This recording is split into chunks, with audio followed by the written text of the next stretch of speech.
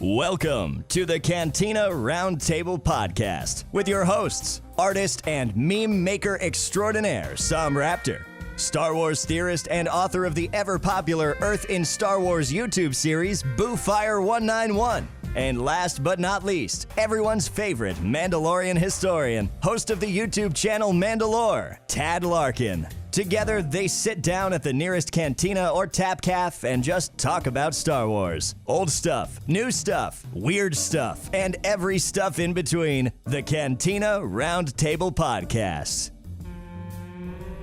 Hello there. Welcome to the Cantina Roundtable.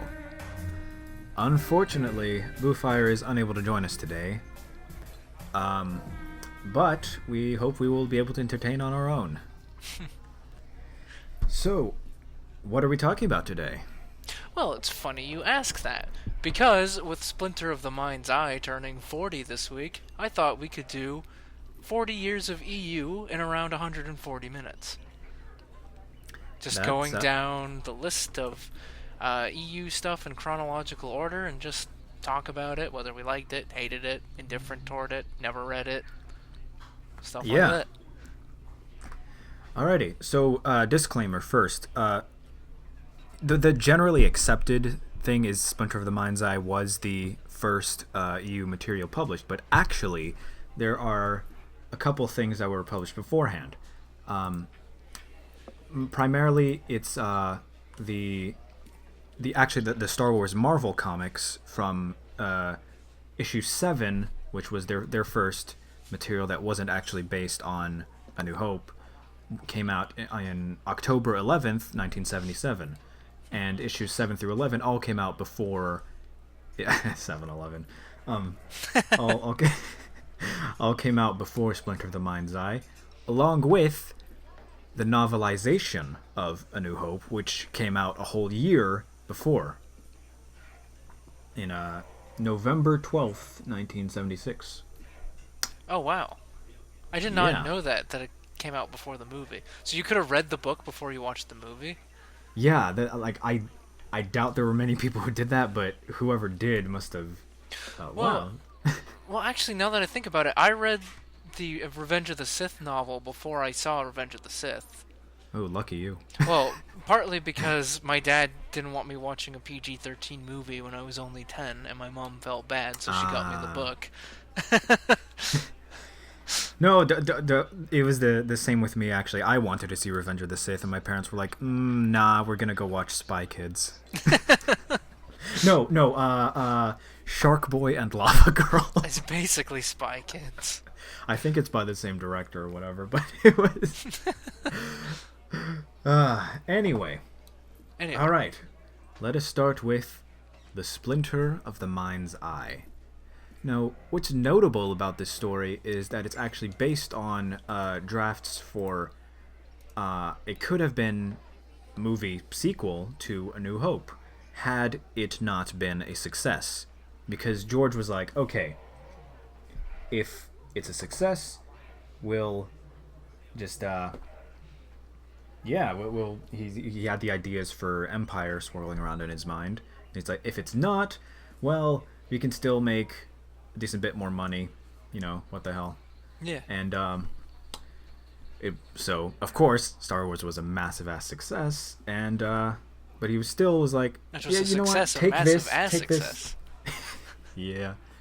Just, you know what? Take this. Go make a book out of it, and it came to be. Who wrote Splinter of the Mind's Eye? Was it anybody who's still writing for the franchise now? Alan Dean Foster. He did... Okay, he did the novelization of A New Hope, Splinter of the Mind's Eye. He did The Approaching Storm. Oh, okay. And the novelization of The Force Awakens. Interesting. The Approaching Storm. He has a very spotty, long years in between Star Wars career.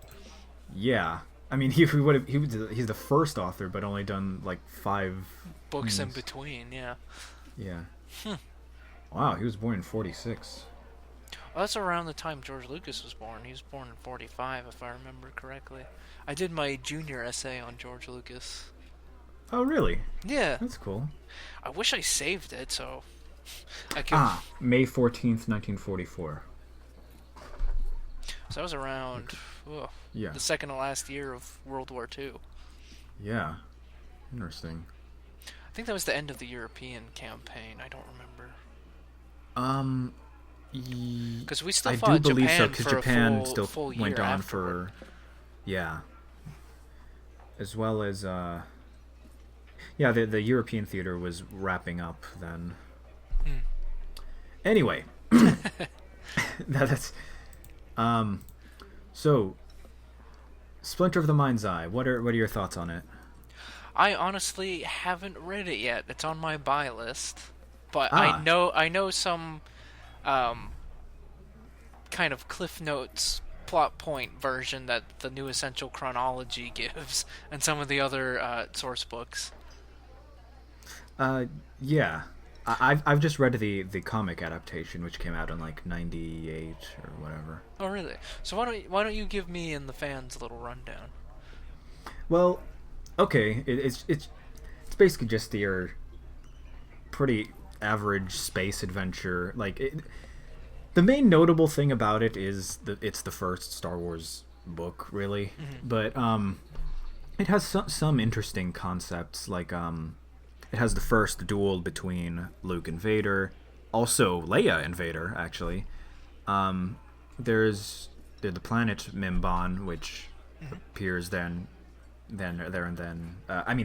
off and on again, whatever the term, blah blah. It had, though, the thing that weirds me out about it is because the whole Luke and Leia thing, it's they don't do anything, but it's kind of, the tension is there. So, and that's the main thing. That's like, okay, yeah, George did not have the idea that they were brother siblings. And sister. Yeah, before Return of the Jedi. Like, Oh no, you go first. Oh well, because like I'm not sure if this is commonly accepted, but I think that why he went with that was because he must have had some concept or another for when in Empire Yoda was like, no, there is another. Mm-hmm. Shit impression. But he was like, he must have either abandoned that concept or whatever, and he's like, well, we'll make Leia his sister. And yeah. I don't think the kisses in the movie were too awkward. I mean, obviously they didn't know at the time, but right. That's a whole different debate that people will argue about viciously, like the who shot first thing, which I don't think is either a big deal either, but cue autistic screeching. Anyway, yeah, it's just, Luke and Leia venturing around Mimban, go to this temple with a Kyber I was about to say, wasn't there something with the Kyber crystal, which was in Lucas's early drafts? Yeah. And it's now widely accepted in new canon that all lightsaber crystals are Kyber crystals. Well, they took the name. It's okay, because in Legends, in Splinter of the Mind's Eye, it's this big ass crystal that amplifies force abilities by like tenfold, and it's like crazy. But the issue is, so both them and Vader are trying to get it. The issue is that its effects are proportional to its distance from the Temple of Pomajima on Mimban. So I forgot whoever got it in the end, but they took it, and it's like, oh well, it's useless. Well, I remember Lumia eventually getting her hands on it, and the shards of it are in her light whip, if I remember correctly. I believe you're right.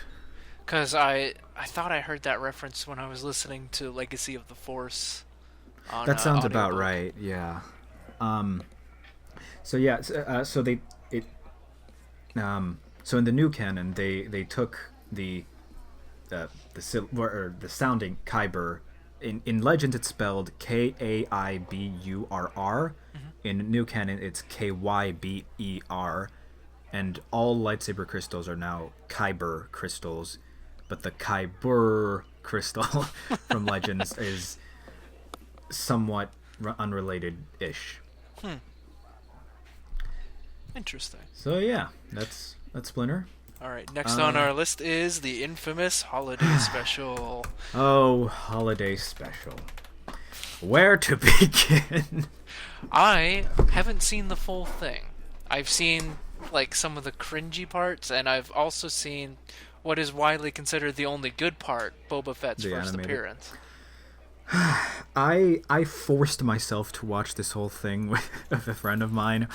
It was an experience. Is it an experience you'll ever experience again, you think? God, no. Maybe just to torture your kids one day? Be like, hey, do you want to see something awful? I found this old... Oh, man. Okay. Holiday Special. What goes on in it? 45 minutes of Life Day. Almost pure Shurawuk with no subtitles. And Chewbacca's creepy son with chiclet teeth. That's like my favorite gif. He's terrified. They're all terrifying.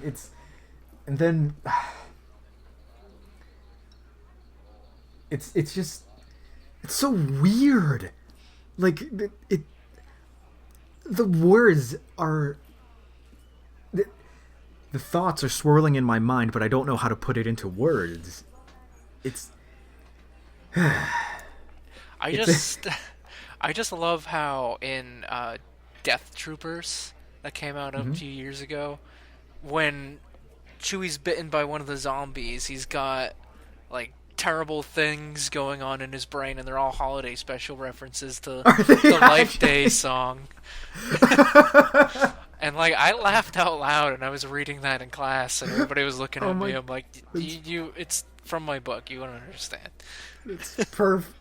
That's actually perfect. I didn't even know that. I need to read Death Troopers. Read Death Troopers if you haven't, and just like there's a part where Chewbacca's like freaking out, and like just terrible Holiday Special flashbacks are going through his mind.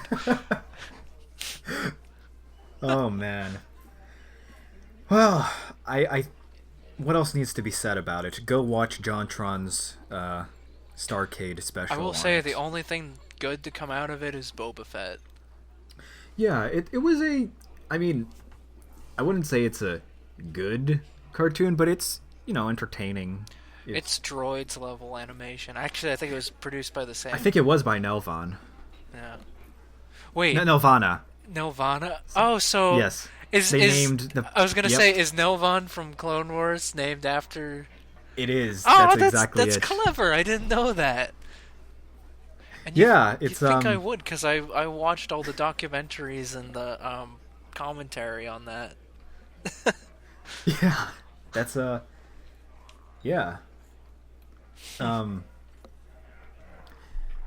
Anyway, yeah. Next up, have you read any of the Marvel Star Wars comics? I almost bought one of the Legends bundles that Disney released earlier.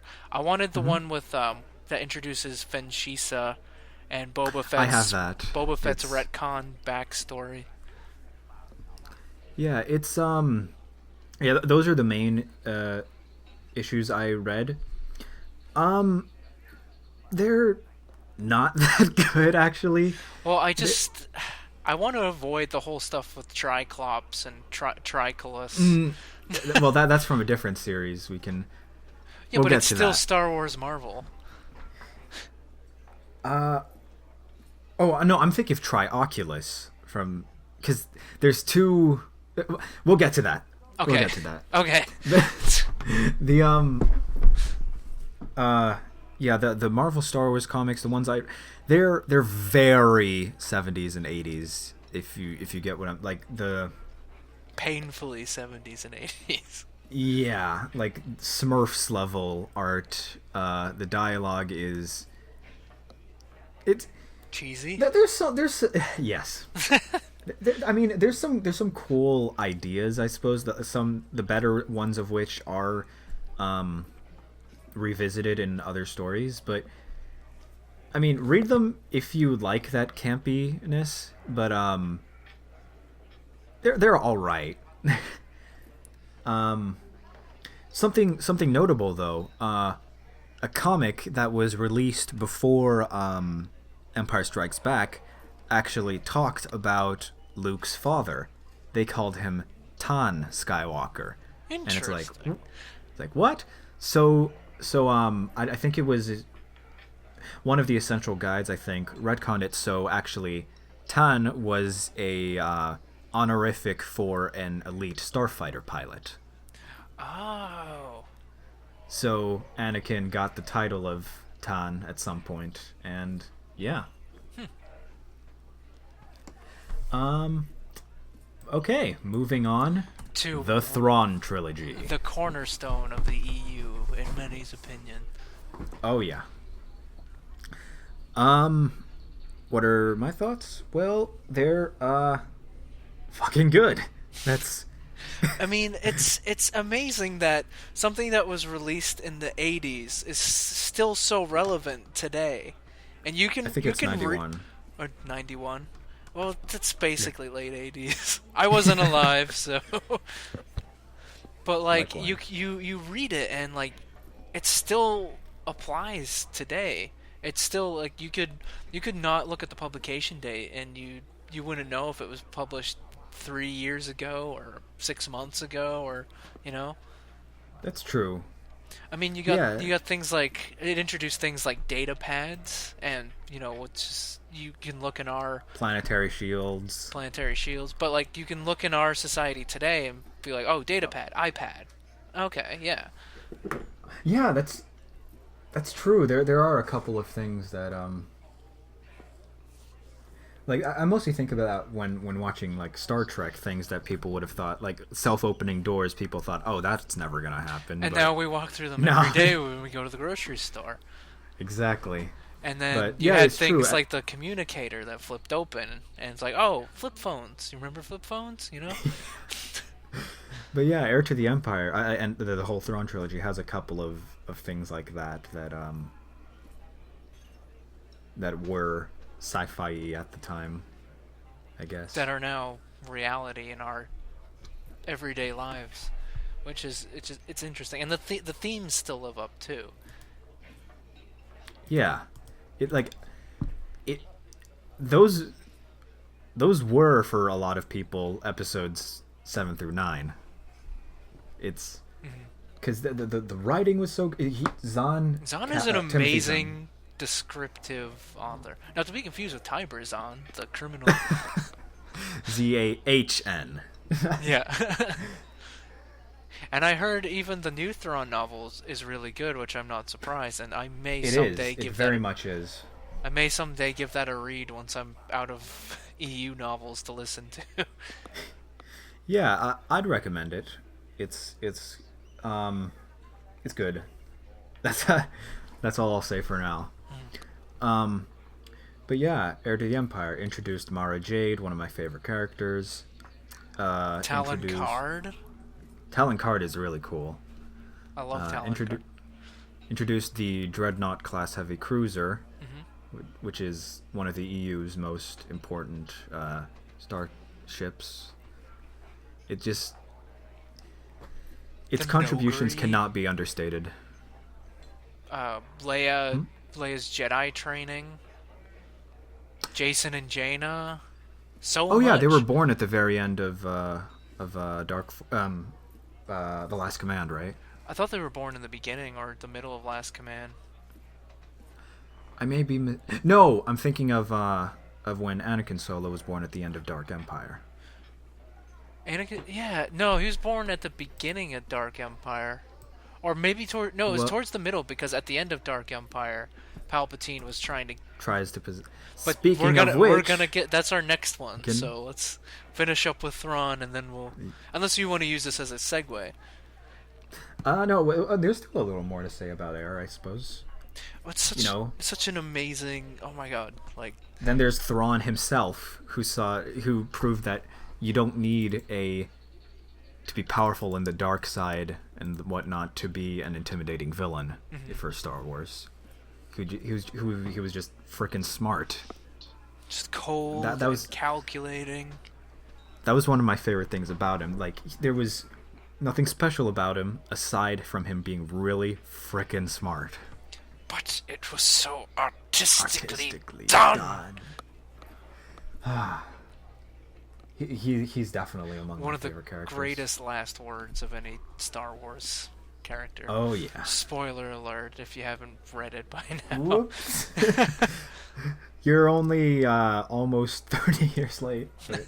One thing I will say, if you listen to the dramatic readings of Heir to the Empire by Mark Thompson, it is the best. He does a great Luke impression and a great Han Solo impression, and there's sound effects and music, so it's almost like you're listening to a radio broadcast or a radio drama of the book, and it's amazing.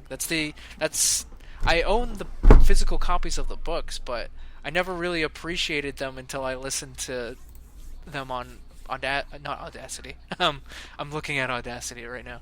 On Audible? Audible. I don't know why that was slipping my mind. Well, odd. I mean, yeah. Isn't that odd, huh? So if you get your hands on those, I recommend listening to them. If you're in the car, Heir to the Empire, I'd say is the best for a reader, at least anyone's best introduction to the EU. Yeah. Which is it's a good point, because I've seen in some of my EU groups an influx of people wanting to showing interest in the EU and being like, where to start, and so now I'll say Thrawn Trilogy. Yeah. Alrighty. We move on to Dark Empire. Now, honestly, not a big fan. I wasn't at first, but after reading Darth Plagueis, I appreciate it a bit more, because it's more in Palpatine's character to do that. And it's not like an outrageous concept when you think about it. No, I love the concept. I love and hate the concept at the same time. We're referring to Palpatine actually surviving his spirit surviving and possessing clones of himself. Because I like the concept, especially because I read Plagueis, but I also hate it because it just diminishes the importance of Return of the Jedi and Anakin's redemption and whatnot. And also, it kind of seems a bit unoriginal, because Palpatine's back. The New Republic is now basically the rebellion. It's basically the rebellion again, and then it's basically set up in the way Force Awakens is set up, and that was a big complaint that it's unoriginal because it's basically just the original trilogy set up again with just new characters. And that's the thing. I don't know what it is with both the EU, the Legends EU, and the new canon EU, because I don't know what it is with both of them. They like to I'm not sure if I used undermine, but just reduce the importance of Return of the Jedi. And I know some people say it's a constant. Most people theme, regard, Empire versus Rebels. Yeah, and most people regard Return of the Jedi as the worst of the original trilogy, which I vehemently disagree with. I disagree completely. The Vader, the throne room battle, Vader. Oh God, yes. The Battle of Endor, the space battle, at least. Yeah, it's just, and I know it's most people because Ewoks. I don't have a problem with Ewoks, but that's just me. Mm-hmm. Anyway, Dark Empire. Yeah, the whole Clone Palpatine, not a big fan.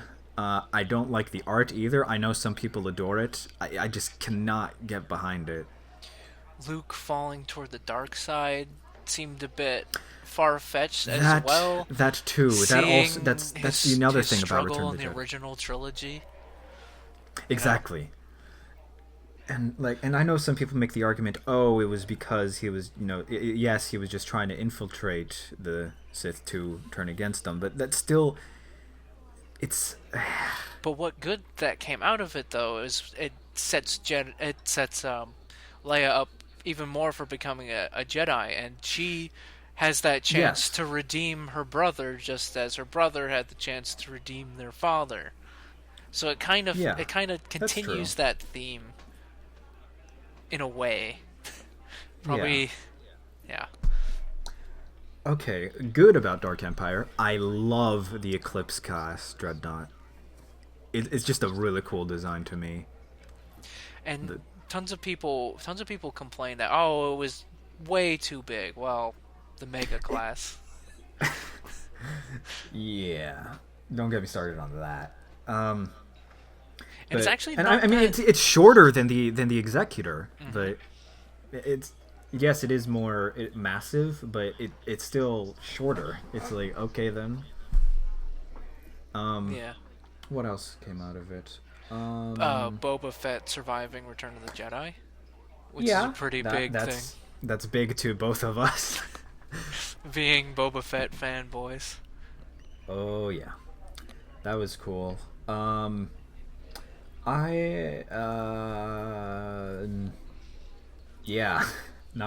a big fan. Okay. The Crystal moving Star. On to the, well, moving on to the next thing, we can either talk about. Oh no, I skipped one. It's Dark Forces. Yeah. Is The next dark thing, Dark Forces. Rogue One before Rogue One. Shameless plug ends here. Kyle Katarn is a badass. The Chuck Norris of Star Wars. Yeah, exactly. Do you subscribe there's a ton of the Chuck Kyle Norris Katarn style facts on Facebook? Oh, is there one? I just saw a page full of them. Yeah, It's like one of them is like he has two his lightsaber and his briar pistol are called Legacy and the Force, so he sued Del Rey or whatever.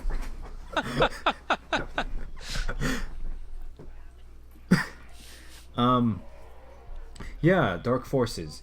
It was like the third FPS like ever, so that's pretty notable. It's a Doom clone. Maybe exaggerating, but it's like among the first.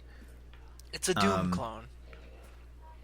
It's a Doom clone, but with a great story. Yeah, and it set up a whole bunch of other stories after it, featuring, the biggest badass in the Star Wars universe. And, it's the precursor to what many people consider one of the greatest games ever to come out of LucasArts, which was the Jedi Knight games. And their amazing lightsaber combat that still to this day has yet to be replicated or made or improved upon. Yeah. Now we move on to The Crystal Star. Widely regarded the worst book. Haven't read it. Actually, honestly, I haven't even heard of it. It's Waru. Oh, that's why. So there's this sapient, or sentient, whatever you want to call it, blob of meat covered in gold plates from another dimension that is psychically controlling a planet. Let's leave it at that. See, that's one of the things is, if Legends were ever to be continued officially, that if the story group went in and cleaned up, quote-unquote, some of the stuff, I think that could be taken out. I don't think anyone would mind. No. Well, that's one of that's one of the things. Nowadays, when I see something bad in Star Wars, I get mad. Mm-hmm. Something bad that's older, or from the EU and whatever, mostly we have a laugh about it. Yeah. I don't know if it's just a bias of mine or it's due to some other quality. I don't know. Well, with the EU, there was so much to choose from, and I believe. And whatever you were super mad about, you could ignore for the most part. Yeah, I don't remember if this was most of the super bad things weren't even that big. I don't remember if this was a discussion we had or one of Boofire's videos that I watched recently, but you could kind of almost pick and choose what you had in your head, your quote-unquote head canon. And it was easy. There was so much to choose from. It was easy to ignore some of the stuff, like, you know. And now you're not. You really can't, because they're trying to make. No. While it's admirable in some ways that they're trying to make everything interconnected, the things that you don't like are still shoved in your face.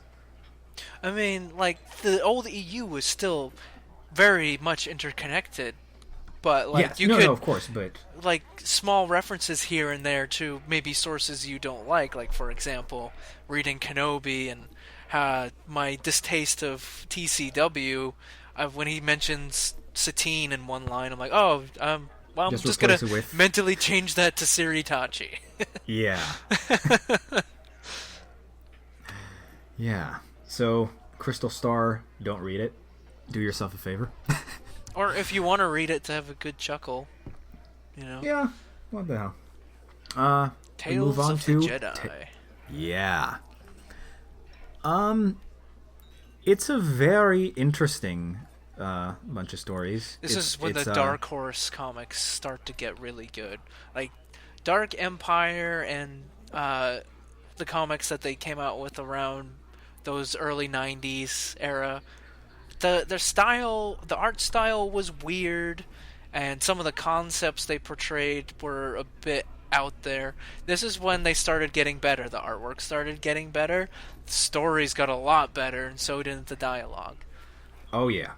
Because, alright, with Tales of the Jedi, personally, I'm still not a fan of the art, and I know some people are huge fans of it, but, the designs are cool. They unlike Knights of the Old Republic, which is a big complaint that they have, that a lot of people have, the tech is very distinctly not as advanced as in the movies. Well, it was made to take place thousands and thousands of years before. It Exactly. starts 5,000 years before A New Hope. Exactly. And the Republic had only been around at that point for... Well, if the Republic's 25,000 years old... 20,000. So it had only been around for... actually, that's still a long time. Yeah.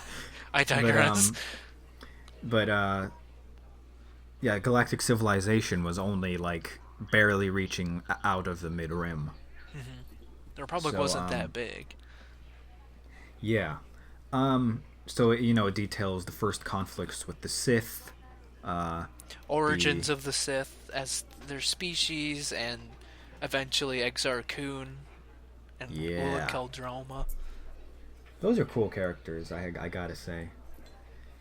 And the very first appearance outside of the Marvel Comics of the Mandalorians. We get some really good, juicy Mandalorian lore in those comics. Oh, yeah. And that even carries on toward KOTOR. Right. We're not biased at all. But yeah, Tales of the Jedi, they're fun comics. To me, they're not great, but they're good. They're good. Yeah. Yeah. I like them. They're great. Read them if you want. If you don't, that's fine. But if you're really into the Old Republic stuff and want to know a little bit about what happened in the years before KOTOR and before the Mandalorian Wars, where Revan got his start, they're definitely a good read.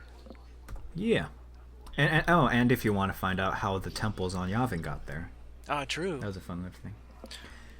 Let's move on to the other less important Star Wars Dark Horse runs. There's the Republic comic. Well, less important. Star Wars Republic was huge.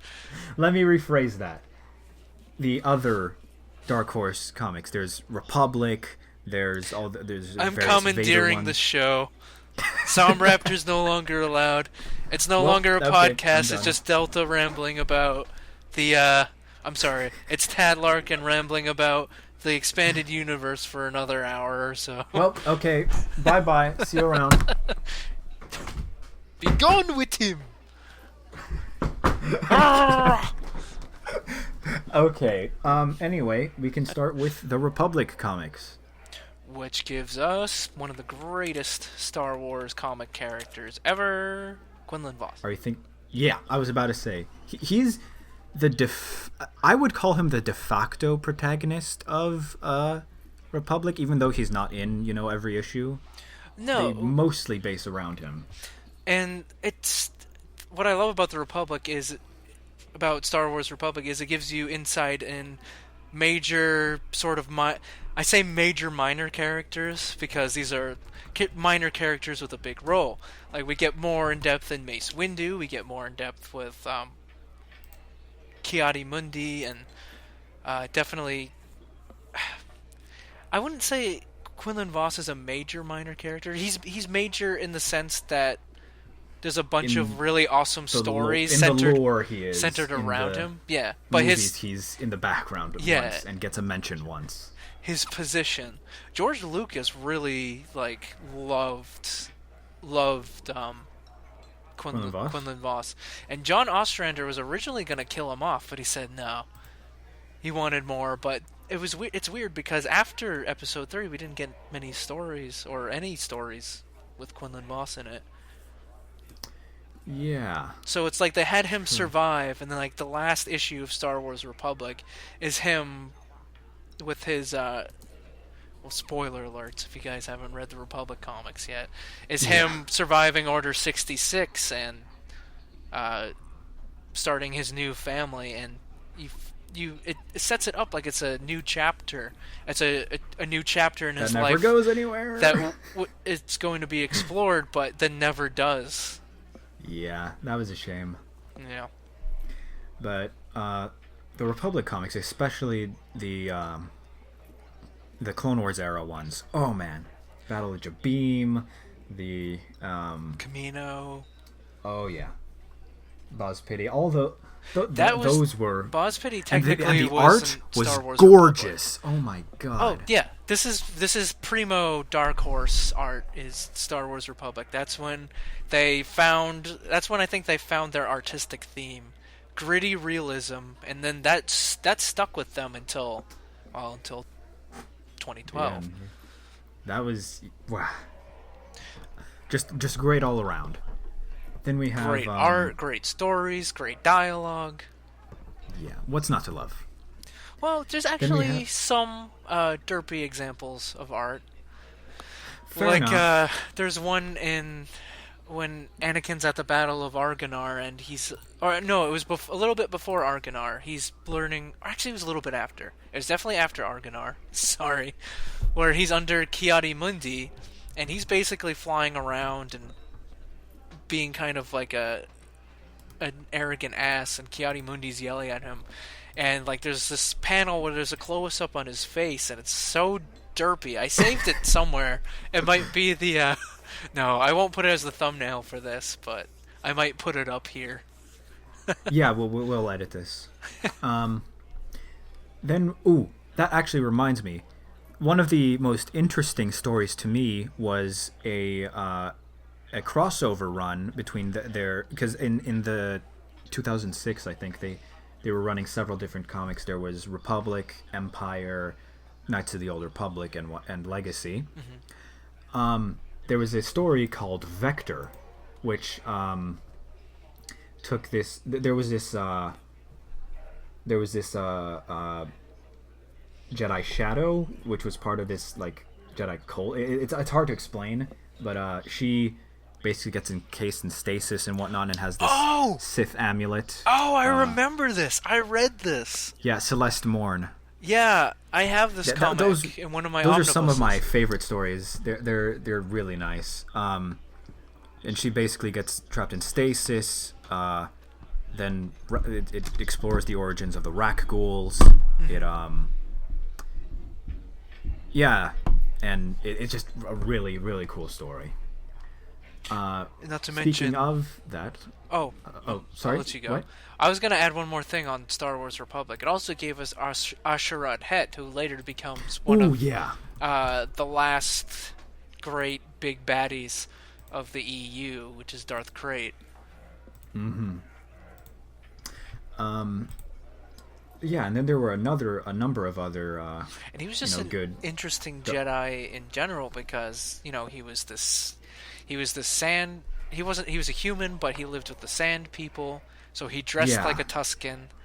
And I know some people criticize that, oh, he was a Jedi, but then he was also a bounty hunter, but also a Tusken, but then a Sith. But no, you know what? I don't care. He was still a cool character. He was a badass. He was unique. I think his role as Anakin's temporary master when Obi-Wan was thought dead, was MIA for a bit, I thought was very pinnacle to his character. And rereading the Revenge of the Sith novels, which I'm doing right now, has constant references to that, and that reinforces a bit and makes Episode 3 a little bit more appreciable for me, because this is another reason why. Yeah, the Revenge of the Sith novelization is so good. Better than the movie, I'll argue. By a mile. And Revenge of the Sith is a guilty pleasure for me.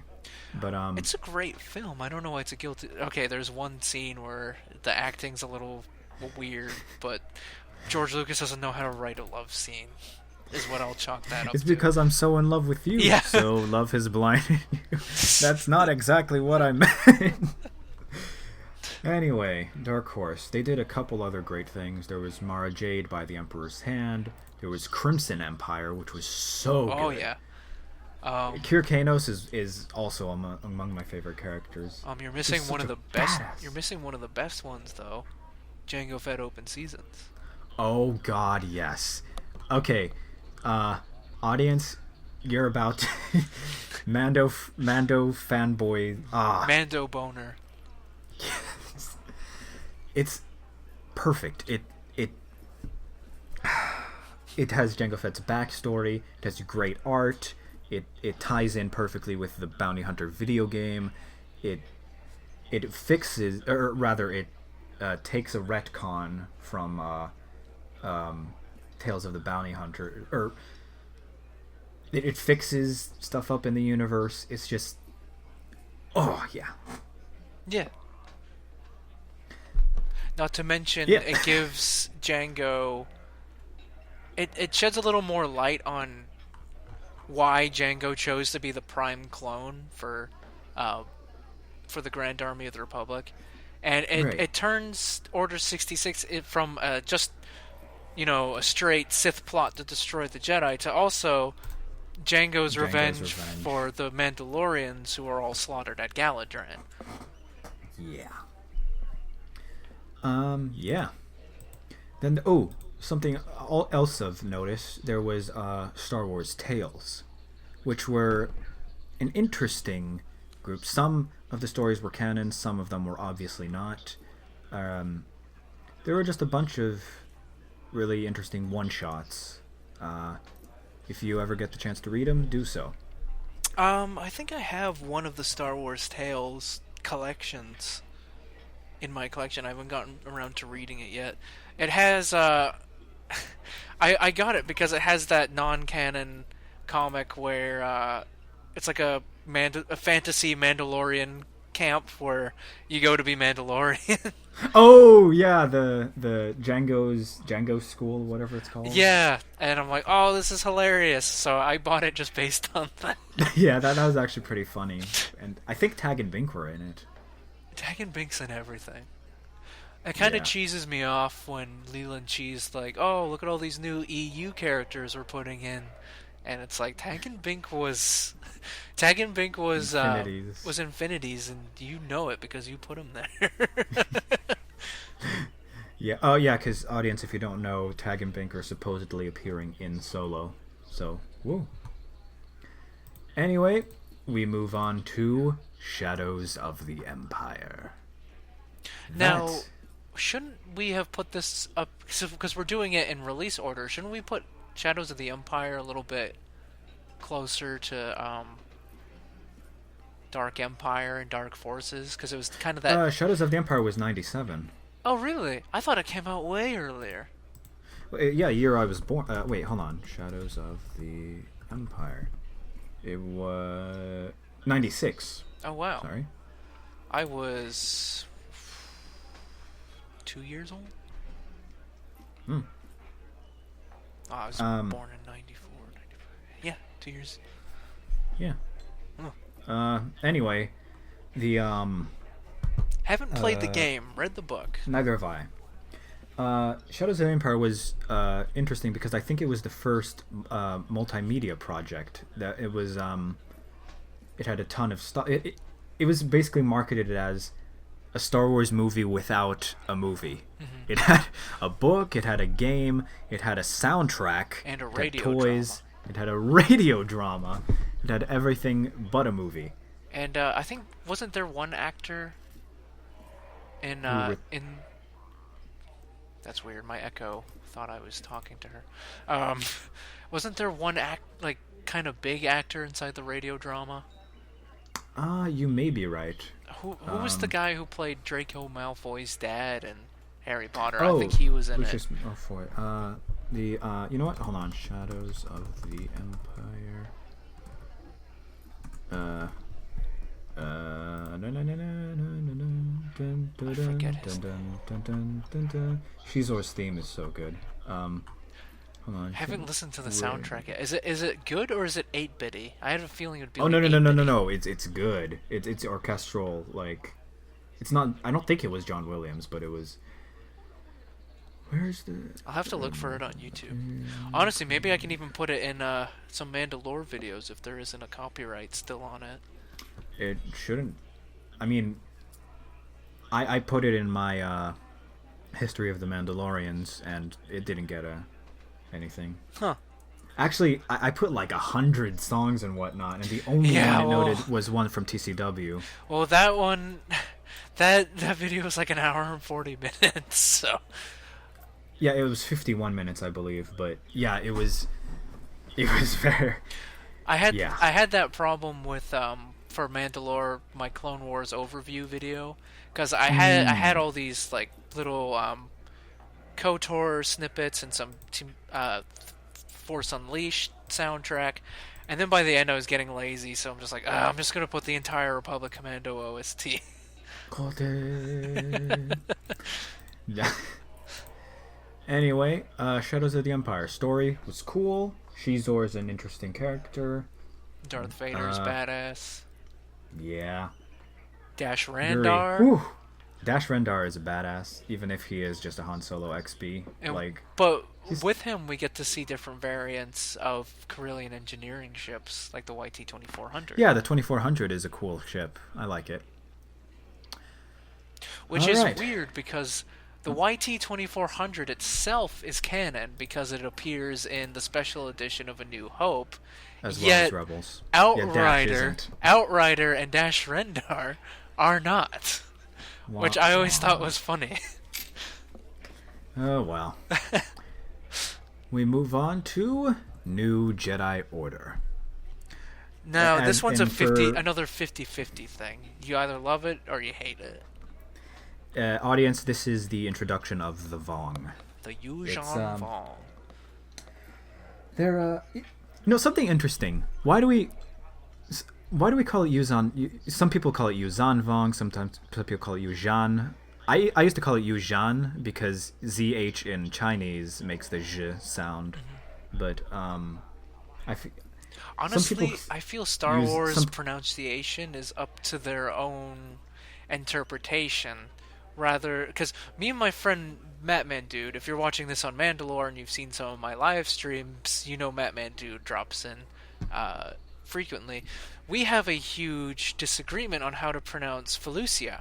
I say Felucia, he says Felucia. I call it Felucia. You call it Felucia as well. Let me guess, because Force Unleashed. Well, I started calling it Felucia because in Star Wars... You read it first, or...? That, and in Star Wars Battlefront 2, when in Galactic Conquest mode you select... Oh, did he call it? The Imperial announcer guy who, whenever you select a planet, will go, Felucia! I mean, Garrison both can be right activated. because... both can be right, because several planets have, differing pronunciation. Some people call Coruscant Coruscant. Coruscant. Some people can't. Coruscant. Yeah. It's like a tomato. Korriban, Morriban, huh? No, please. The only time I've ever seen like a strict pronunciation guide is with Republic Commando and how to pronounce Mandoa words. Right, in the back of the books they have them. Yeah. Kind of like how Tolkien in the back of Lord of the Rings and his other media. It tells you how to pronounce different Elvish words, which is interesting. I feel like she was very inspired by Tolkien. I agree, sir. I agree. Not necessarily the languages he chose for when he developed his made-up languages, but just his process in general and how he. We can talk about that more in Republic Commando because that'll be coming up in a few. Yeah, that'll be coming up. Yeah. Anyway, new Jedi Order. I've only read Vector Prime. Cried when Chewie died. Spoiler. Well, everybody knows that now because Disney's using that as the scapegoat for rebooting the EU, which is complete bullcrap when you think about it. Because you saved Chewie so you can kill Luke, Han, and maybe Leia. I don't know what they're gonna do with her character. Oh, Akbar too. Yeah. They freaking killed Akbar, which makes me furious. But anyway, they killed him off screen. Which, God. Anyway, new Jedi Order. As I've stated before, I like the Vong in concept, don't really like them in execution. They just get a bit too edgy. Stories, as I said, I've only read Vector Prime, so I can't say too much about... I've read little bits here and there, mostly doing research for my Manda-LORE videos. But I haven't read a full New Jedi Order book yet, regrettably. I want to, I just can't find any audiobooks because I don't have time to physically sit down and read anymore. Right. And all I know aside from that, and like this is where Jaina and Jason start to become super badass, which, cool. And poor Anakin Solo. Who gets Shrek'd because George was like, well... if people start reading, they'll get confused and they'll think because of the prequels. It's like, well, okay then. Yeah, see, it's stuff like that. George makes decisions like that, and it makes me feel like he doesn't have enough faith in his fans audience. Yeah, in his audience to be able to differentiate. Like when he changed Moraban when he changed Korriban to Moraban, it's like, well, just because it doesn't even really sound anything like Coruscant. So, it's, and K versus C, just some decisions he made were a bit weird, but that's his right as the creator, so. Yeah, Anyway, we move on to, we're going to fanboy again, the Clone Wars microseries by Genndy Tartakovsky. Oh man, where to begin? Honestly, it's episode 2.5. It really is. It's just 2 hours. It's just badass fight sequences with nice world building, with nice character moments. It just provides a nice transition between episodes 2 and 3, and that's what I think the best to come out of it is, because you can, I don't know. I say most people. Maybe I'm just the weird one.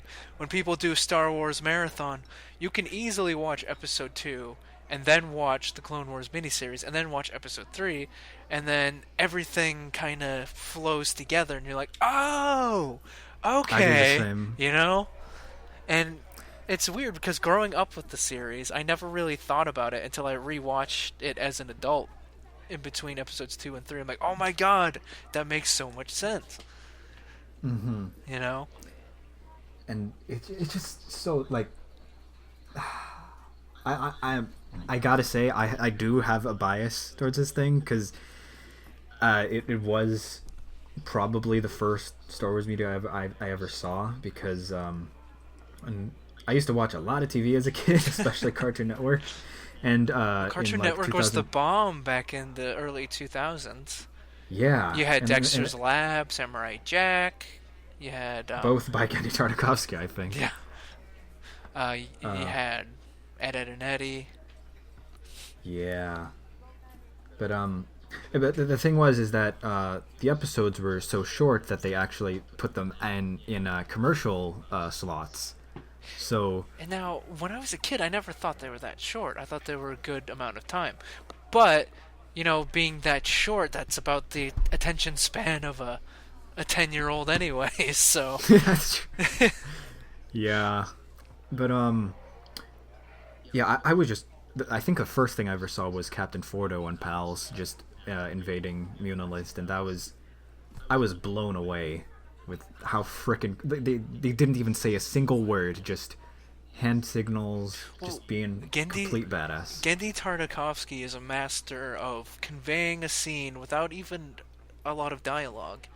And his repertoire of watching kung fu movies, which also transfers a lot into Samurai Jack, he's able to, through motion and through facial expressions, convey each character's thoughts and feelings in the scene, which is, outstanding. Yeah, that's very true. And we also got to say, Grievous. This was Grievous at his This was the peak. introduction of Grievous, and nothing since has captured what he should have been, because Revenge of the Sith really, I gotta say, ruined him. And even in Clone Wars, toward the end of the series, it's explained that the reason why he starts running and hiding all the time is because Dooku tells him, look, we're all dying off like flies. You need to preserve yourself because you must have intimidation. Wait, hold on. Let me get the. It doesn't matter. He gives a really must cool have speech. Surprise and intimidation on your side. And fear on your side. If any one of these is lacking, Must it would retreat. be prudent to retreat and wait for an opportunity. And the dialogue. More badass than we make it sound. The dialogue too is a bit. They use these big words, which, I find intriguing because it's a kids show, but you're using a vocabulary that's very much more mature than your target audience. Yeah, And that's kind of one of the things that bugged me about the CGI Clone Wars, is because I felt some of the dialogue, at least in the earlier seasons, was kind of like, definitely dude, earlier seasons. Shut up. Snips. Let's go Sky get him, Guy. Sky Guy. Jesus Christ.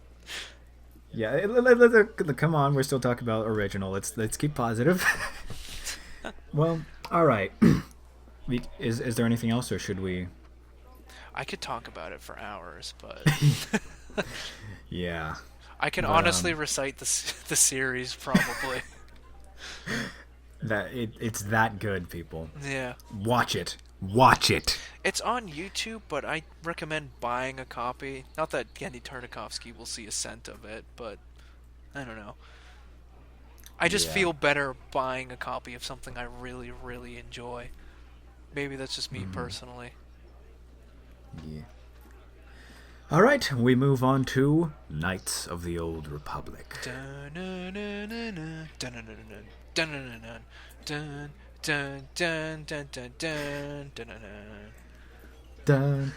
dun, dun. There's a reason people consider this one of the most important EU works.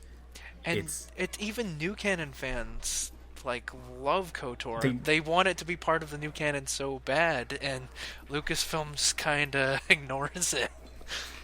And even with Last Jedi, the scene where Yoda destroys all the lore, the sacred texts. The sacred. It's almost kind of like a shut up, stop asking. This doesn't matter anymore. And not to mention Kylo Ren's "Let the past die, kill it if you have to." Yeah, maybe. I don't know. I see it as a propaganda film against Legends. But I'm highly biased. Yeah, let's keep on the positive, man. just for this video. Yeah. No, let's not rant.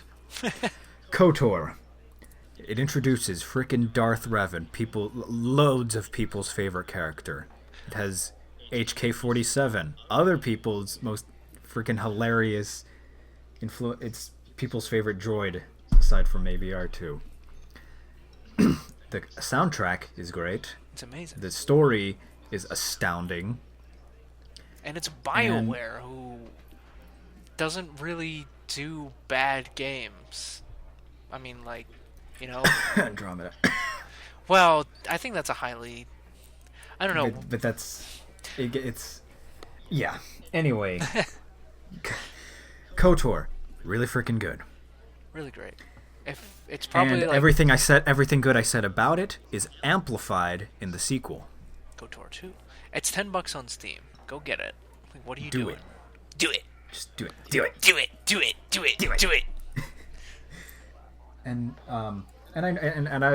when we were talking about Tales of the Jedi, yeah, there is the complaint that the tech looks like it's equivalent to the modern era. But you know what? I don't have a problem with it because subsequent material has come up with the idea that technology has either upgrades have been under the hood, so to speak, or that there's been a shit ton of Dark Ages, specifically the new Sith Wars, which, I mean, that is even more interesting to me, in my opinion, than just technology just straight up advancing all the time.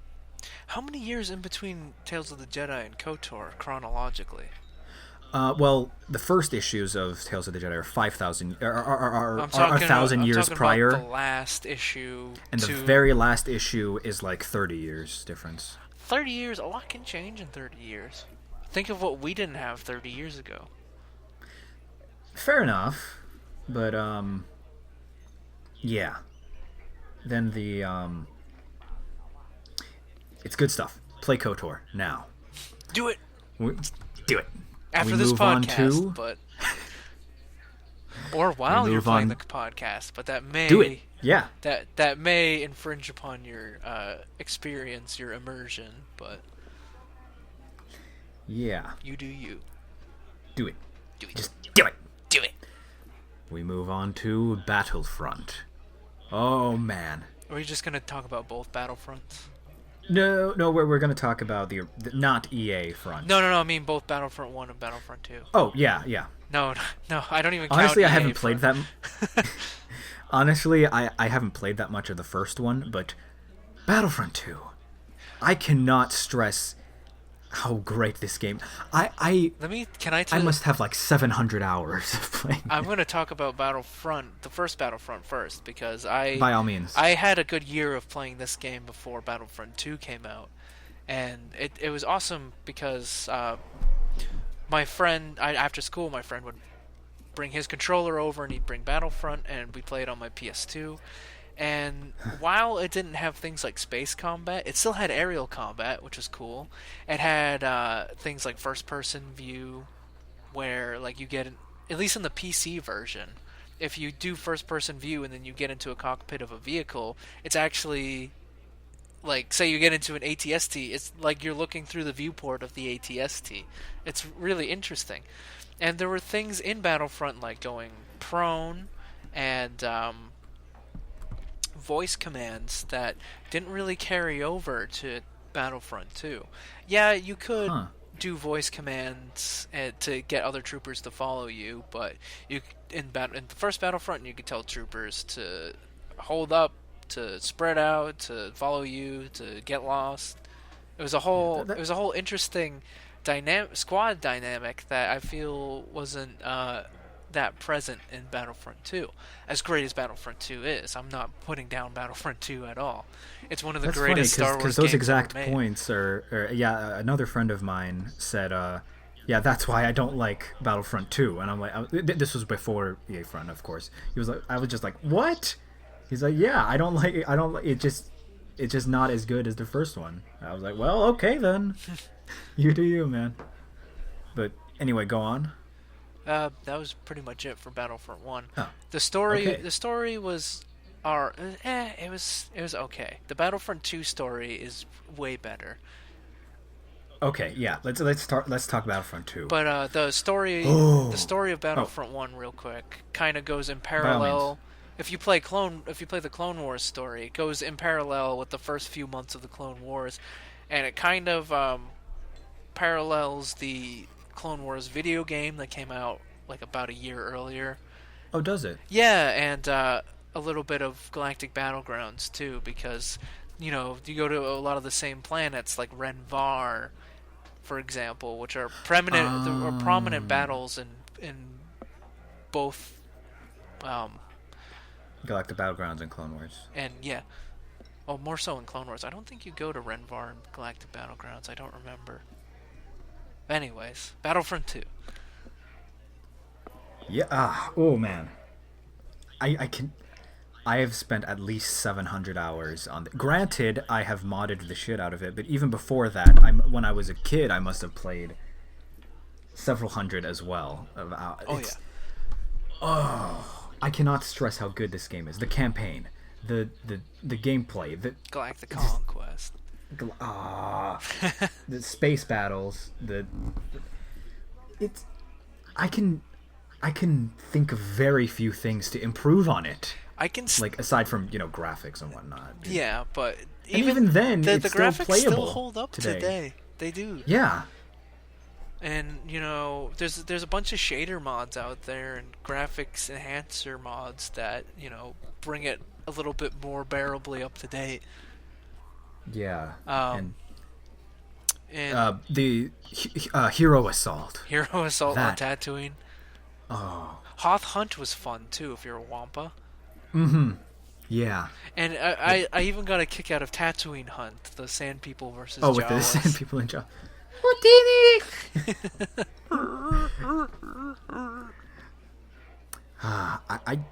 I can't say enough good things about it. Go play it. And then there was one thing I wanted to say about it, but I forgot. There's something else I wanted to bring up, but I lost my train of thought. Think about it, and the campaign, narrated by Tamora Morrison. It's so good. Mm-hmm. What I remember most about the rise of the Empire was how quiet it was. During the waning hours of the Clone Wars, a detachment of the 501st was brought back to Coruscant. We knew what we were about to do. Did we have any private, traitorous thoughts? Maybe. But no one said a word. Not a word. God, I didn't remember how hard Operation Nightfall was, especially with the Jedi Archives. People keep saying that, but I have no trouble, actually. Well, no, I didn't remember how hard it was until I went back and replayed the campaign recently. I'm like, shit, I have to keep restarting. Because I can't get past the Archives. The level I actually had trouble at was Polis Massa. In Galactic Conquest, I always had trouble with Polis Massa. In campaign, I mean. I know, but in campaign, I don't remember if I had any trouble. Oh, I remember what I was going to say. I still remember the PS2 cheat codes for Battlefront 2.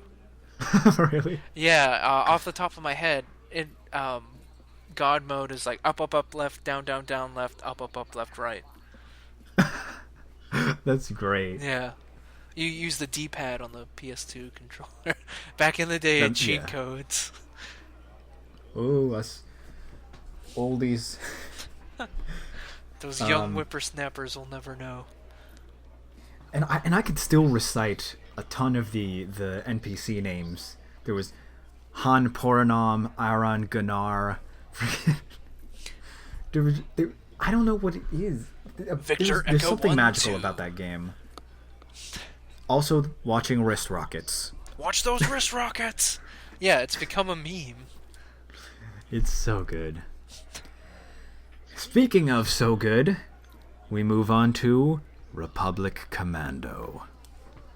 Now, this was kind of like Star Wars' answer to Halo, but was done in a way with a bit of Rainbow Six thrown in. Yes, because you had all the squad combat and the squad commands. It was very focused on your NPC characters. The only wish I had for Republic Commando was if it was multiplayer. It was on PC. It is on PC, but it's not multiplayer. There are mods that claim to do multiplayer mods, but it's no. I'm talking about campaigns. I'm talking about the story mode. Yes, there is multiplayer where you can go and shoot your friends, but that's not what I want. I want a cooperative story mode. Okay, yeah, where you assume either boss, Sev, Fixer, Scorch. or Scorch. That okay. Yeah, that's true. That is, I would have loved that. Because, with my friends, me, Matt, Zach, and Kirby, that's a full Commando squad right there, and we've often we're like, man, I wish Republic Commando was multiplayer. Yeah, that would have been perfect, actually. I actually saw an interview with the lead developer of that. He said, yeah, they toyed with that. They were toying with the idea of actually doing that, and there is some functionality, but the release date was just too close to fully implement it. And that, like, yeah. And you think it would be because it came out in the era of couch multiplayer. This was the era where you and your friends got home from school. You said, "Oh, I'll bring my PS2 controller or my Xbox controller over, and we'll go." Actually, funny that you mentioned Halo, because the PC controls for Republic Commando are actually identical to the Halo PC controls. Interesting. Yeah. Maybe they used like the same sort of porting software. That could be. Which I don't understand video game ports, going on a tangent here, because ultimately they're all developed on PC anyway. Yeah, I don't get that sometimes. Anyone with dev experience, put it in the comments. I love The Force Unleashed, but I wanted to replay it. I bought it on Steam like a couple years ago, and I wanted to replay it, and just I can't stand some of the controls for the port. It's not a good port. We'll talk about that very soon. Yeah, that's coming up. But now Republic Commando books are awesome, and at the same time a tragedy of circumstance. Well, actually, there are some themes of the Republic Commando books that are a bit eh. Yeah, there are quite a number of things to criticize. I recognize its flaws, and I still love it, even though I am biased, since it kind of got me into the. It was the thing that got me super deep into the EU. The Order 66 books, actually. Yeah, I started with the 4th book in the series, but like, yeah, there's things to criticize. Every clone ends up with a girlfriend. But there's to me, the good far outweighs the bad. I love it. Yeah, it's what builds the entire Mandalorian culture, and the language, and it, like, the characters are pretty interesting too, and you get to see the war through the eyes of these clones, much in the way you got to in Battlefront 2, as you got to assume their lives, and in Republic Commando, but that was more of a tactical shooter game. Yeah, it's I just love it. For series in the EU, it might be my favorite. My only warning to people wanting to read Republic Commando is make sure you have a lot of money, because you're going to be building Mandalorian armor afterward. Because that's what I did. Oh yeah, nervod. It's the gateway drug to the Mandalorian mercs. Oh yeah, I'm gonna be joining Alit Kirimura soon. It's gonna be dope. Anyway, anything else? Good books. Read it. Good books. Do it. Legacy comics. No, this is Legacy of the Force. Yeah, no, on the list I sent you, because I forgot to put in the Legacy comics. Are we gonna do Legacy after Legacy of the Force, or after? Well, we'll do Legacy before. Okay. So, Legacy, I like them. The art is gorgeous. Some of the storylines were kind of but for the most part. And I know some people complain about Cade Skywalker, like that he's not a good protagonist. I really didn't mind him. He's a protagonist with flaws. Yeah, yeah. When have we gotten a Star Wars character with a death stick addiction, other than Esteban Sleazebago, who appears in the Young Boba Fett novel? Does he actually? Yes. Oh my god. Oh, God. Elan Sleazebagano. God. You wanna buy some death sticks? Jesus Christ. Yeah, anyway, Legacy. I like them. They're not my favorite, but I like them. The art is great. The state of the galaxy is interesting.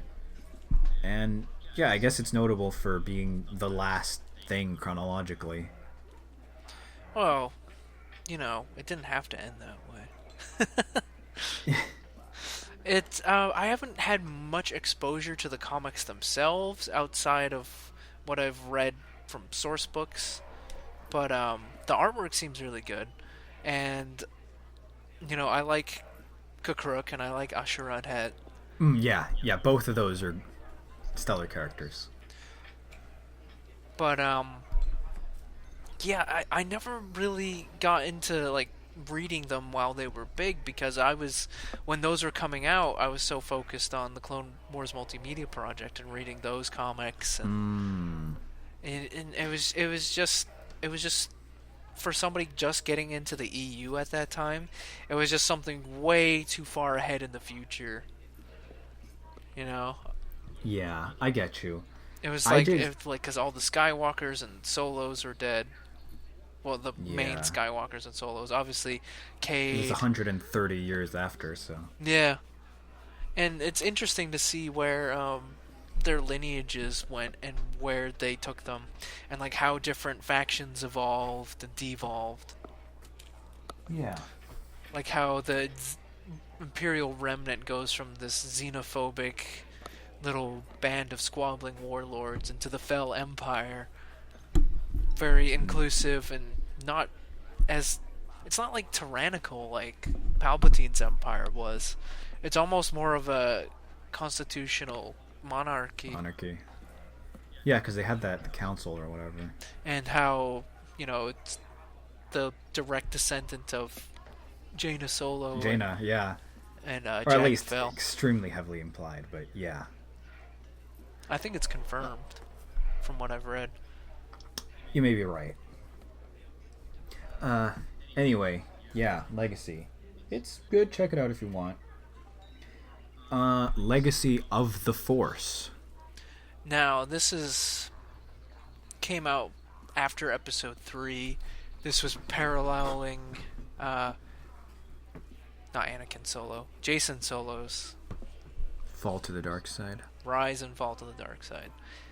And it brings about a lot of connections between, like, it spreads these, I like to say, it spreads these tendrils throughout all other eras of the EU, because you get stuff from the Clone Wars multimedia project, you get stuff from the old Marvel comics with Shira Bree whispering into Jason's ear the entire time. Yeah. You get stuff from the Old Republic, and obviously stuff from the Yuzon Vong era, because he's befriended. It's like right after. He's befriended the World Brain that's still in Coruscant's underlevels, and the World Brain is basically spying for him in the Galactic Alliance. And then you got it's interesting too, because you got the Corellians against the Galactic Alliance, and Han Solo's kind of torn because his wife is a Jedi Knight who's sworn to protect and uphold the values of the Galactic Alliance. Meanwhile, you know, he's born and raised Corellian. Corellian blood stripes blazed pridefully on his pants, and you know, it's interesting seeing his take. And plus, we get to see 70-year-old Boba Fett kicking ass. Yeah. Yeah, I've only read Bloodline, which I liked.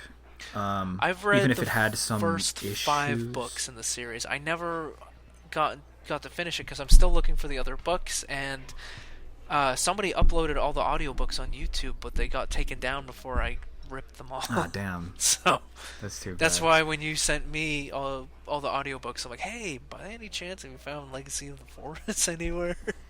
Yeah, I'll have to take another look-see again.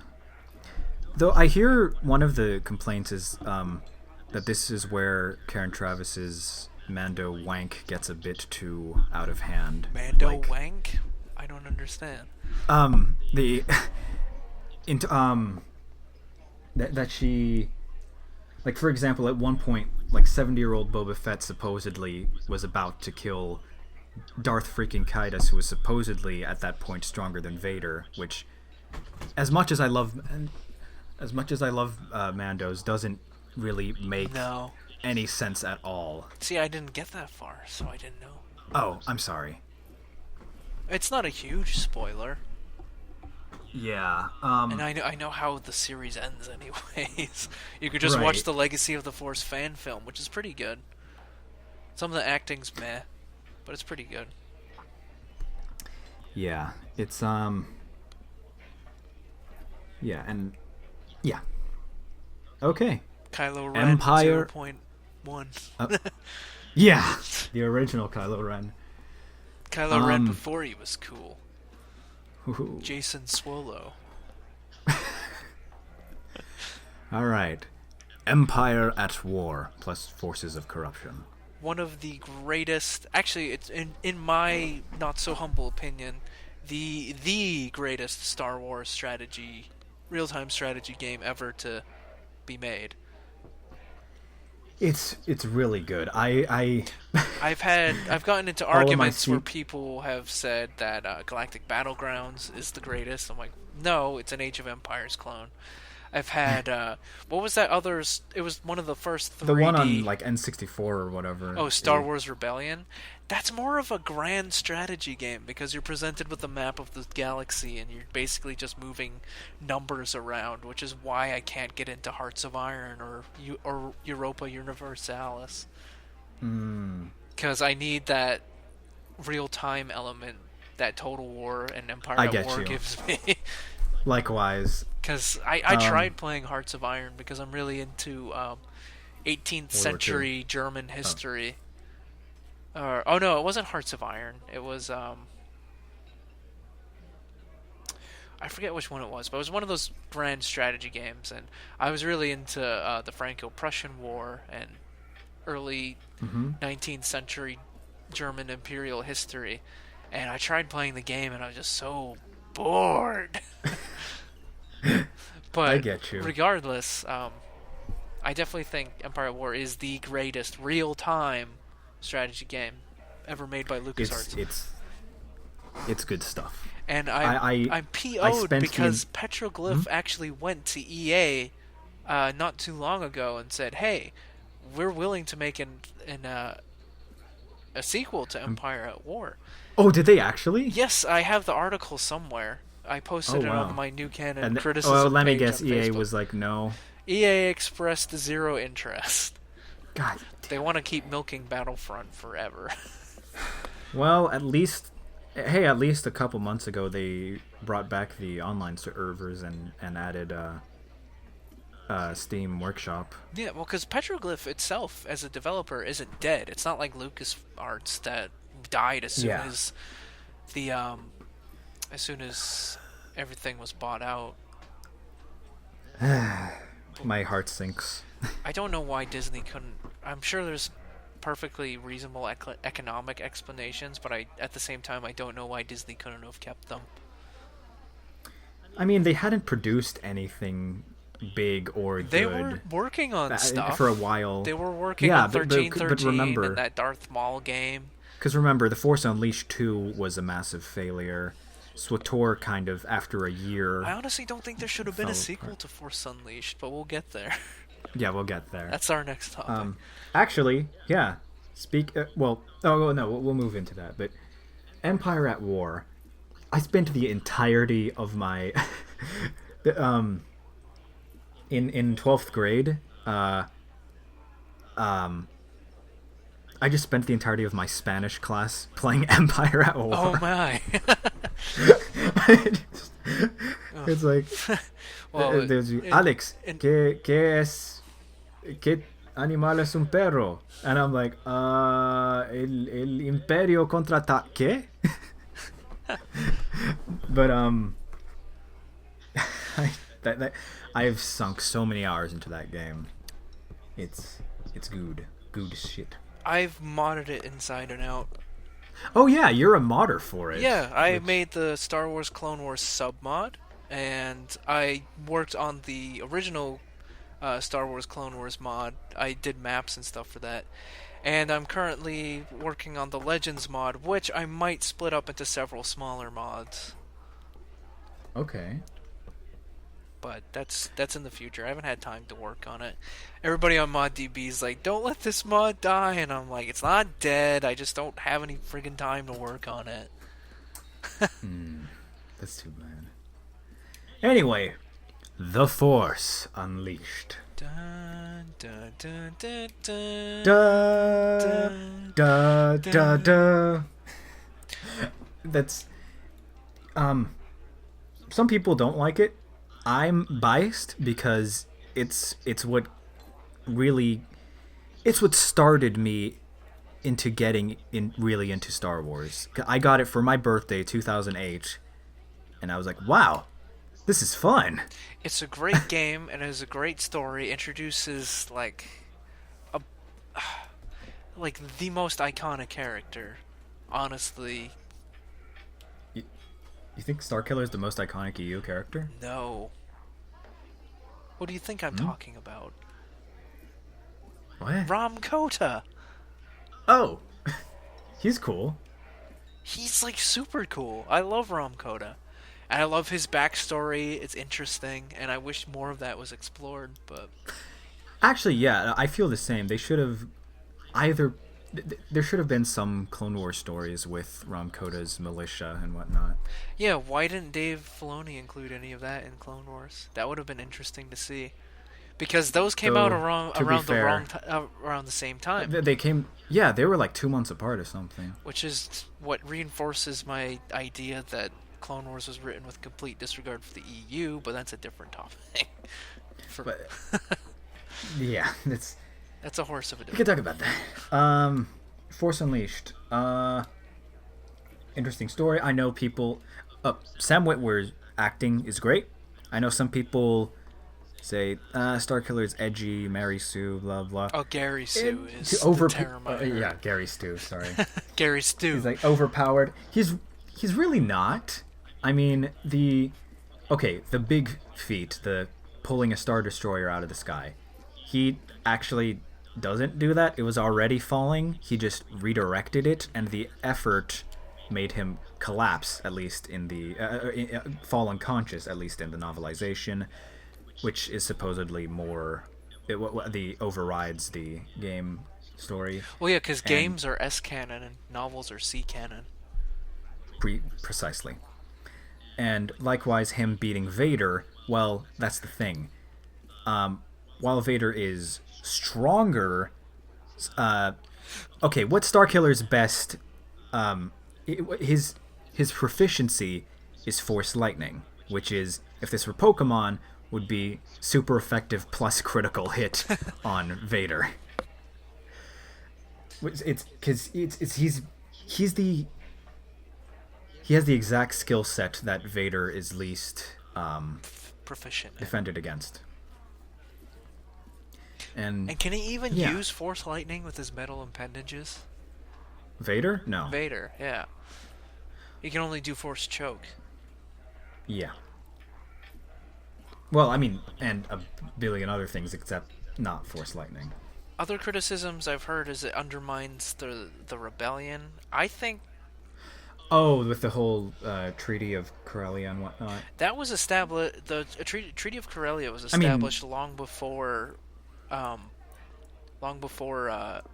Force Unleashed as the start of the rebellion.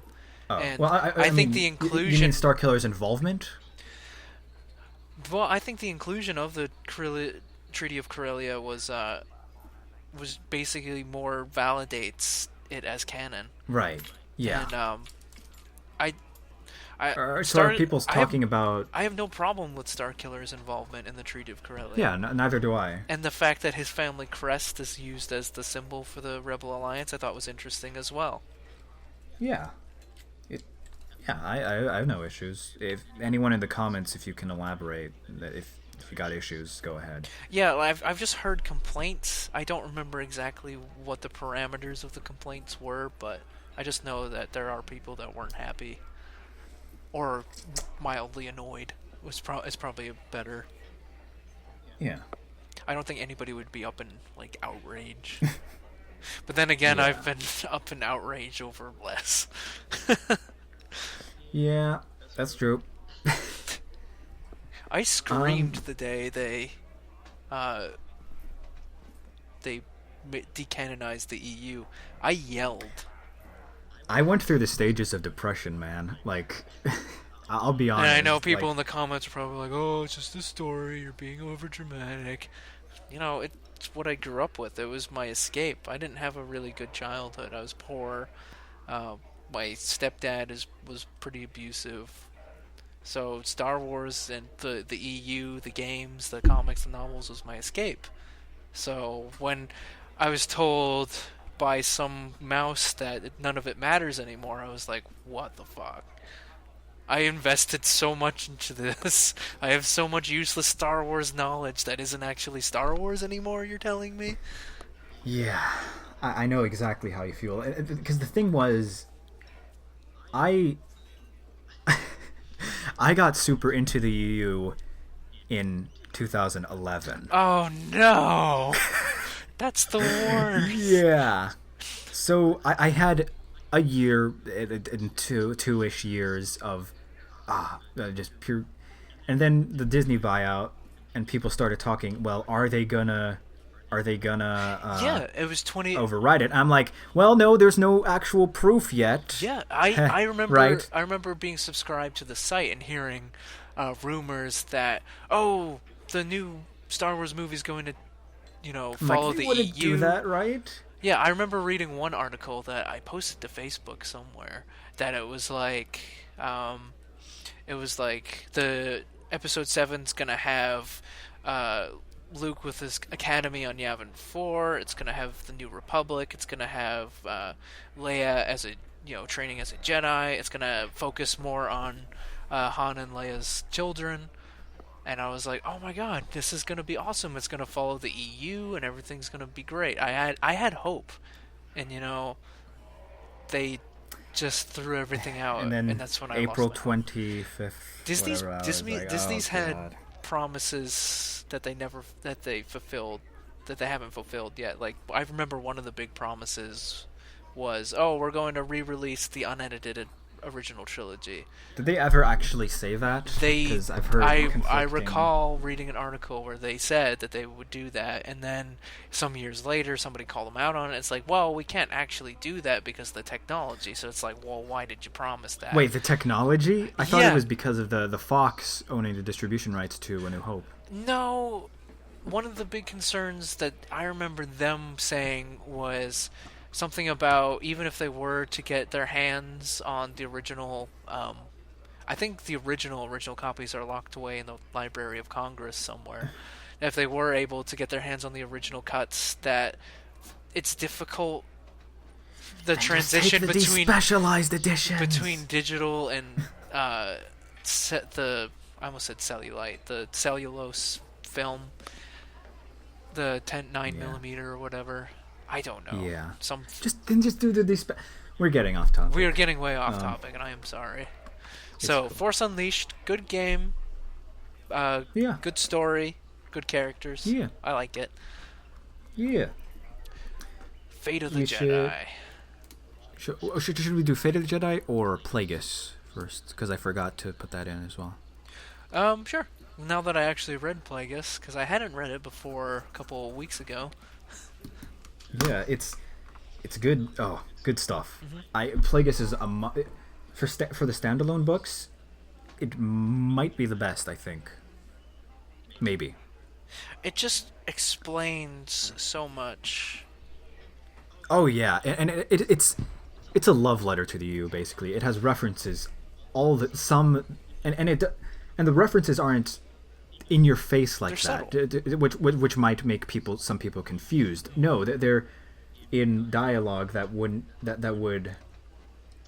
how do I put this? It's non-intrusive at all. It won't. You don't need to read the rest of the EU to understand the novel. You just have to watch. It's just something that'll make you appreciate it just makes someone more. that it's just something that someone who does know those things, it will make them smile. That's, yeah.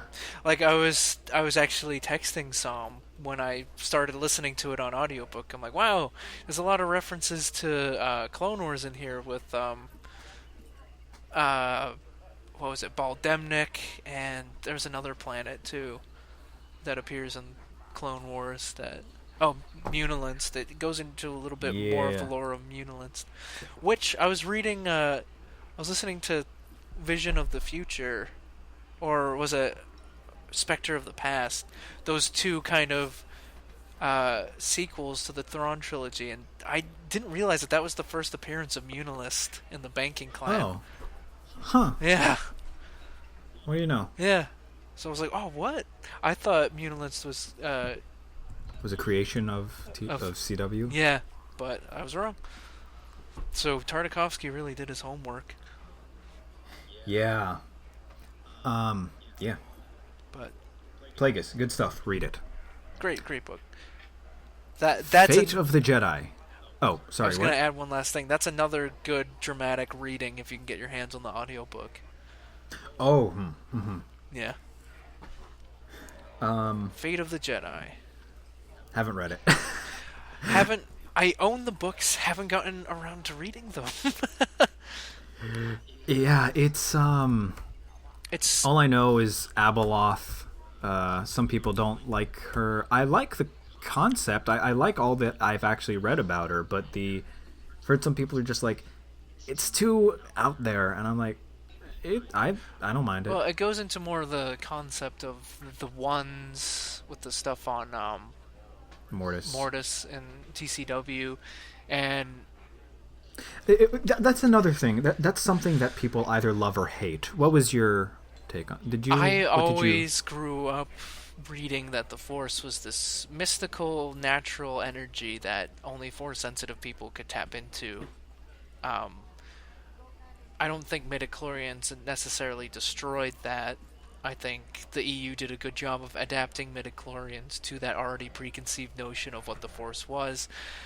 I feel that the whole ones thing, personally, controlling the quote-unquote balance of the Force, kind of negates Anakin Skywalker's story and the supposed prophecy, whether you believe that to be pertinent to the saga or not. Yeah. Well, I think they read, or I'm not sure if it was actually stated or whatever, that they weren't actually personifications of the sides of the Force, but just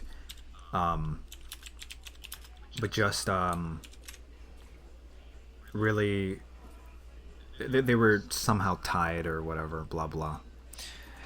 Yeah. Yeah. That's okay. Fate of the Jedi. We haven't read it. But I hear I hear it's good. I hear that there are people that were a bit butthurt that I don't know if the series is actually finished or not, because it came out around that time of the buyout, or like they were still. I think it was 2009 that it came out. Oh, I thought it was way later.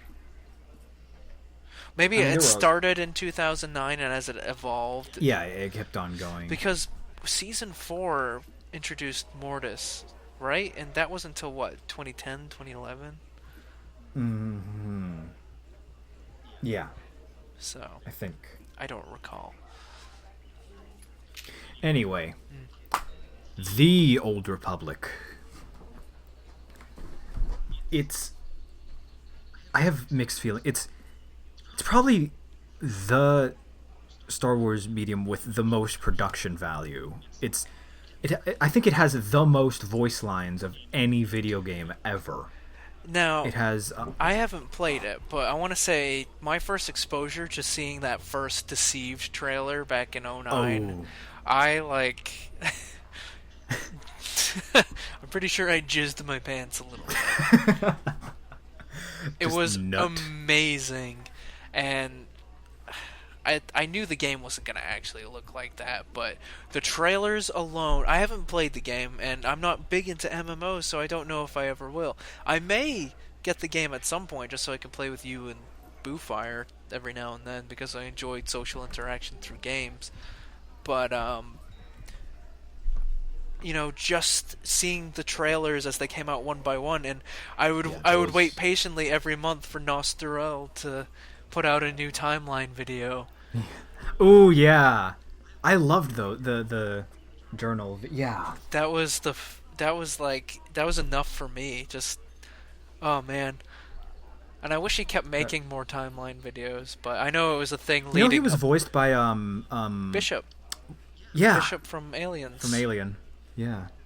Not Alien, Aliens, the sequel. Yeah. Wait, wasn't he in both? The android was the. No, he was in Aliens, which is the sequel to Alien, and then Yeah. Bilbo from Lord of the Rings was the android in Alien, and then that's right. in Alien versus Predator, they brought him back. They brought him back as Wayland. Yeah, Peter Wayland. Mm-hmm. Yeah. Anyway, the Old Republic. I know some people really, really hate how it goes back on some of the stuff that KOTOR 2 set up. I gotta say, since I was exposed to this before KOTOR 2, I'm not as pissed about it, but I can understand people's complaints. And though the story of its own that do not tie into other stuff. Oh wow. The Sith Inquisitor story, the Bounty Hunter story, and especially I haven't played it actually, but supposedly the Imperial Agent story are all absolutely stellar. So is it like Warcraft kind of, where the Horde is better than the Alliance, so to say, from what I've heard? Yes, lore-wise, yes. Don't come attack me in the comments. I've only ever played WoW once, and I was just a baggage guy. Yeah, well, Loktar Ogar. Victory or death in Orcish. Fucking nerd. You're one to die. As we talk about the EU for an hour and 40 minutes, and I can speak Mandoa and shit like that. Yeah. Anyway, and then the Eternal Empire stuff. At first, I was weirded out. The first time I saw a trailer, I was just like, "What? What is this? Is this some sort of alternate unit? Whatever, blah." No, but maybe it's just because I have a huge boner for third factions coming in, and then two enemy factions having to join together. Zon Consortium. Actually, no, yeah. That was more. Three. Ish. Oh, one-on-one brawl. Yeah.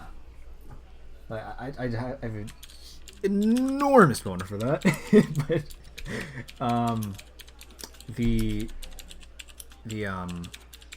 yeah, great stories. We move on to Dawn of the Jedi. This is the one I think that was not finished due to I believe so, or rushed or something. And then there was supposed to be a Sword of the Jedi that focused more on Jaina, and that was planned out, but it never got to get off the ground. Have you read the Dawn comics? No. Okay. Well, I guess I'll talk. I know it's about about the Jedi, the pre-Jedi Jedi. Yeah. They're it's all right. It's really not that good. The art is astounding, but the story's it's all right. I like the Tho Yor and the all that, but on its own it's just And okay, I suppose we move on to the last book ever made. Crucible. The last Star Wars book ever made. The last real Star Wars book ever made. Send your complaints to... Crucible, I haven't read it. I have, and it's alright. It's not like... I feel like towards the end, though, it was kind of the imminent buyout was kind of looming over the author's head a bit, because it kind of ended on a bittersweet note. It goes into a little bit with Mirta Gev. She's kind of one of the Mirta Gev is Boba Fett's granddaughter. Is she in it? Yeah, she's not really like an antagonist, but she's the hired muscle of the antagonist. Okay. Because if you don't know much about this era that Crucible takes place in, Admiral Dala has taken over the Galactic Alliance, and she's this former Imperial warlord, more or less, and she became buddies with Boba Fett and the Mandalorians during the Second Galactic Civil War, which is what Legacy of the Force, is about. And so the Mandalorians are working a lot for the Galactic Alliance, and there's several other Mandalorian clans that are working for this big company. I think it was called like Galacticorp or something like that. And it's controlled by these two brothers. I don't remember the name of the species, but it's the one where they have huge brains and like little bodies. Oh, starts with a K. Syrian. No, not Kiadi-Mundi's species. They have like huge brains, and they need exoskeletons to help them move around because they can't support the weight of their own heads. Okay, I may not know this one. It's an older EU species, but I digress. They're basically trying to take over the galaxy economically, kind of in the way the Trade Federation was in like Episode 1 and those era of comic. Two of them, huh? This is getting out of hand. Now there are two of them. This is getting out of hand. Now there are two of them. Are you brain dead? So they're trying to take over the galaxy economically, and at the same time, though, they're trying to find the Mortis Monolith, because legend has it if a non-Force user enters the Mortis Monolith, they can come out with Force powers. Oh. So they want to be able to use the Force. They basically want to be the next, Palpatine. They want to be the Palpatine bros. And and Luke's off to find the Mortis Monolith, just because, Jedi stuff. Now, at this point, the Jedi are no longer with the Galactic Alliance, because Dala has this huge anti-Jedi policy and basically turned the Galactic Alliance against them. So the Jedi kind of work as their own religious order. But he's off on a quest to find the Mortis Monolith, and Ben's with him. Ben's around 14 at this time, I think. And okay. Yeah, it's just a fun last adventure for all of them. But it's cool. Yeah. All right. Well, that was the EU, except for non-story content. Like the essential guides. There's hyperspace. Yeah, the Jedi Path, Book of Sith, Bounty Hunter's Code, Imperial Handbook. Mm-hmm. Those are among my favorites. I told you the other day that I've read the new Essential Chronology so many times, and I reference it so much for my Manda-LORE videos, it's actually falling apart at the spine. And I recently that's the case. I recently got what do you call it? The new Essential Atlas the other day, and I'm absolutely loving it. That's the case with my Essential Guide to Warfare. It's just it's like all the back pages, like with the legacy stuff, has just fallen out.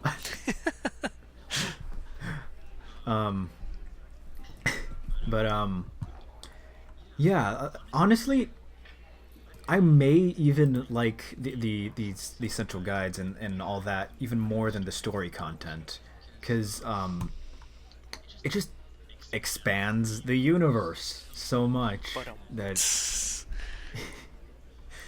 just so good. Yeah, they're amazing.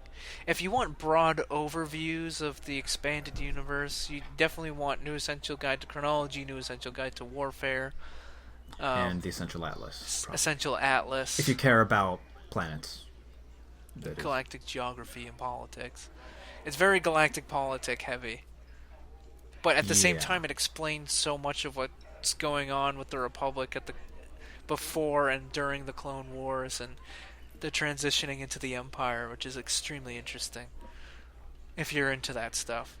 If you're into more shooty stuff, then just, read the base material. Yeah.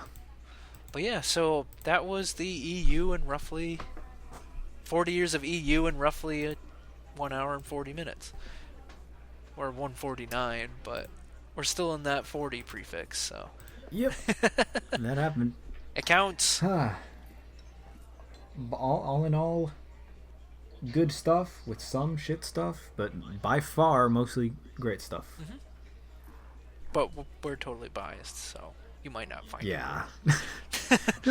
No bias at all.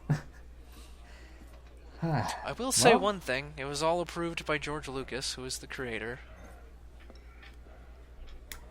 Yep. And I know Disney owns the rights now, and they can do what they will, but at the end of the day, George Lucas had his stamp of approval on everything that came out in the EU. And that's all I'm going to say about that. To quote a very wise Tom Hanks character. Yeah. Well, gentlemen, I believe that is it. Thank you for joining us. On this auspicious episode 7.5? 7.5? Yes. Yes. 7.5 of the Cantina Roundtable. Yes. Boofire, please come back. We love you. We need some direction. Or else just gonna ramble and go on tangents. Yeah, that happened several times, so yeah. Alright. I've been Tad Larkin. I've been Somraptor. And this has been the Cantina Roundtable Podcast. Bye-bye.